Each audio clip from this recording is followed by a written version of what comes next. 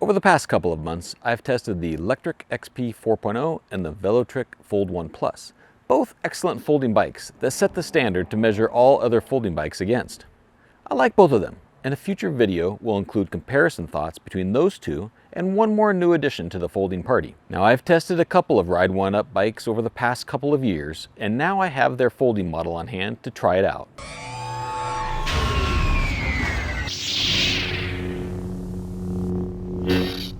Hello everybody, this is Matthew Miller, otherwise known as Palm Solo, and thanks for visiting the Mobile with Matt YouTube channel. Thank you for viewing this video. Please consider subscribing if you enjoy this content, and if not, leave me some comments on ways that I can improve it. In the past few years, I've tried a Ride1Up Cafe Cruiser and a Ride1Up Tourist. Both were high quality bikes that fit the cruiser and commuter roles very well. Folding e-bikes are also great for taking to other riding locations, apartment living, and commuting on public transit.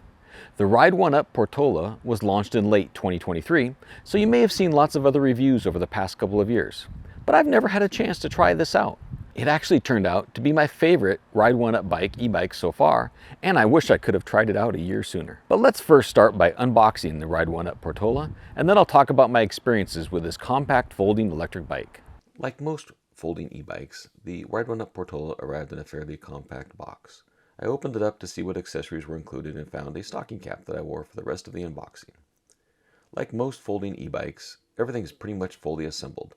And the nice thing to see is, similar to electric, they use a lot of recyclable materials in their protective materials that are on the bike. So I simply removed all that material, unfolded and locked the bike into place, put the kickstand down, unfolded the pedals, and everything was pretty much assembled except for the front handlebars. And to make sure I got it right, I read the directions and then had to set it up and get it level and even. So to do that wasn't so straightforward because it's not a perfectly round tube or a square tube. It's actually set at kind of a diamond angled direction. So it took a little bit of time to get that all set up and aligned perfectly. But once that was done, that was pretty much it for the rest of the bike because it's pretty much fully assembled, including that rear rack. As shown in the unboxing and assembly video, the Ride1Up Portola was fairly easy to assemble since most of the folding bikes come just about ready to unfold and ride right out of the box. The challenge with this one was properly securing the front stem with the bolt and then folding it up to be aligned properly, so that took a few attempts since the center stem structure doesn't really intuitively lead to that alignment because it's not a straight square or circle. The Portola, even though it's a couple years old, is still available in two battery capacities, 10.4 ampere hour and 13.4 ampere hour, with 4 available colors: charcoal, sea turquoise, warm gray, and indigo. The indigo one does look lovely in pictures, but I was sent along the subtle charcoal model with the higher capacity 13.4 ampere hour battery for testing. So let's start off with some key specifications. The bike's made of that 6061 aluminum alloy frame, and it has a weight of 59 pounds with a fairly sizable capacity of 342 pounds. It's built for people with a height of 4'10" up to 6'4", and I'll talk about that in my experiences. It has an integrated rear welded rack with 150-pound cargo capacity, and as I mentioned earlier, it has that 13.4 ampere battery that's a 48-volt battery with UL 2271 certification. It has a rather large 750-watt geared hub motor with 65 Newton-meters of torque. And then up here on the bike, we have the Shimano Altus 8-speed transmission that supports pedal assist up to 20 miles per hour and a left side thumb throttle and right side shifter. What also might appear to be a throttle on the right side is actually the bell system on the bike.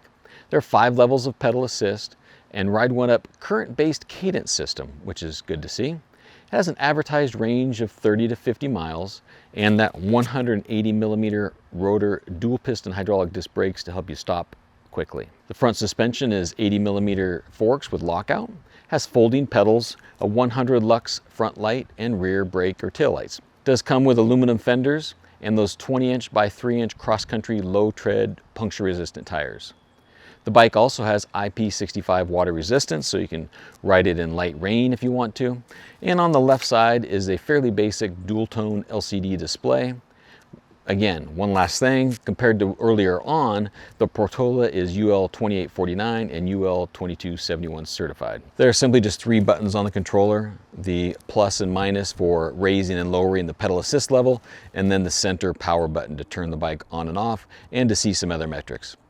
The single press of that power button while it displays on will display a few other metrics. And then if you press and hold the plus and minus button, you can get into more advanced settings. And then press and hold of the plus button will toggle on the headlight and taillights. Speaking about some of my riding results, talking first about some hills. So these lighter folding e-bikes have power, but generally not enough torque to get me up my steep neighborhood hill in throttle only mode. Thankfully, this bike is a little bit lighter than many others that I've tested, and it does have 8 gears available. So while I wasn't able to go throttle only up the hill, I was able to easily ride up those hills with minimal effort. The Portola excels in this mode with a wide range of assistance and fairly solid power. I spent most of my time in level 2 and 3 with level 5 kicking in while riding on the side of the roads with no bike paths. And I saw a range between 27, 42 miles in pedal assist, depending on the pedal assist level. And at a lower level, it seems to go much longer than I expected, but then it drops pretty fast at a level 4 or 5. I would often see the battery meter going down on the display, but then after stopping, turning off the headlight, the meter would show a higher level. Similar to other bikes, when you have the pedal assist level set to 1 to 5, you will be able to use the thumb throttle up to the full 20 miles per hour. There is no change in the throttle speed with the selected pedal assist level, and the range clearly drops down quite a bit in throttle only mode. I was seeing about 20 to 25 mile range in throttle only mode with my 235 pound weight. The bike is actually a little bit lighter than some other bikes, so pedaling without any assist mode wasn't too bad. You could actually take the battery out and reduce the weight a little bit more. That 8-speed transmission really helps, and the height support of that bike was no problem at all. Ride1Up specifications list up to 6'4" in height, and I'm 6'1", and I was able to raise this seat up and pedal perfectly. Some of these folding bikes can't really match my height very well. This one does a great job with it. Even though the other two Lectric and Velotric models are newer, the solid build of the Portola just stands out to me. And I think it's because it feels more compact, lighter, very, very well built. That integrated rear rack and the dimensions work very, very well for my frame. It also has a well-placed handle right here in the center that provides really good balance for picking the bike up. I can carry it with one hand up and down the stairs. It's very well balanced. It's not too heavy. So I was able to carry it up the 3 flights of stairs on my commute. And it's kind of become that bike where even if I don't ride it all the way to the train station, I can put it in the back of my truck, ride it to the train station, then ride it to work after I get to the Seattle station, and then it makes it for a much easier commute. The handlebars also fold down very easily for storage and has a good level of power and assistance.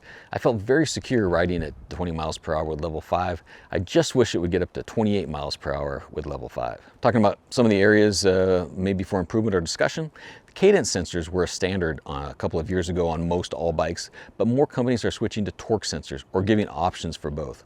I did not notice any real surge with a Portola though, which is common with less expensive cadence sensor bikes, but Portola includes a 24 magnet cadence sensor, and the leg between applying and removing power is greatly reduced. So it feels almost like a torque sensor, but it doesn't have the cost that comes along with a torque sensor. The center frame lever was a bit stiff, and as I would try to move it and fold it over, sometimes it would kind of get stuck, but I imagine over time it will be easier to manipulate as I open and close that lever even more often. The Ride1Up Portola with this bigger capacity battery is priced at $1,095, which is $100 less than the original price, and that's still quite a bit less than other leading foldable bikes that we see in the $1,300 or more price range. But that's to be expected also because this is a couple of years old and it doesn't have the latest technology. You can purchase other accessories too, such as a front rack, a pannier bag, cooler, and more to use with this Connect Plus system on the back of the rack. I've seen the Portola reviews over the past couple of years, but I never really thought much about the bike, and now I'm kind of kicking myself because it's one of the best folding e-bikes available today. Ride1Up makes great quality bikes, and I look forward to seeing the next generation of the Portola. Despite having access to newer bikes, the Portola has really become my favorite daily commuter thanks to its ease of carrying up and down 3 flights of stairs in solid range and security that I feel while riding it on the roads. I can go a full week between charges, and I would like that ability to go up to 28 miles per hour in pedal assist for local roads with no bike lanes, but 20 miles per hour will still do it for me for my short commute. After publishing this video review, I'll be working on a comparison video, stacking the Ride1Up Portola against the Velotric Fold 1 Plus and the Lectric XP 4 750 watt model. So stay tuned for that video coming up here, hopefully in the month of August. Thanks to Ride1Up for the opportunity to try out the Portola. The company is definitely near the top of my list for high quality e-bikes priced just right. Thanks for watching. Please subscribe and share, interact with me here, and stay tuned for more coverage of e-bikes, wearables, and other mobile technology. And may the mobile force be with you.